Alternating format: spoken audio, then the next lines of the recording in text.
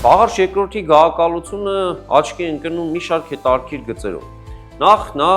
օգտվում է Պարթևստանի ներսում երկպառակտչական կռիվներից, թուլացած վիճակից, ձգտում է ամբողջովին անկախ ուղեգիծ տանել իր արտաքին քաղաքականության մեջ եւ որ շատ կարևոր է նաեւ ներքին քաղաքականության հարցերում եւ ի սկզբանե որդեգրում է մի ուղեգիծ, որը պետք է տաներ ժառանգական արքայատոհմի հաստատման։ Դրանով թագավորական իշխանությունը բավական մեծ կայունություն էր ստանում եւ ավելի անկախ էր դառնում օտար աշխարհակալ տերությունների հաստատումից։ Փաստ է դառնում, որ մի քանի թագավորների գաղակալությամբ Հայաստանում արշակունների գաղակալությունը դառնում է ժառանգական։ Եվ այս գործի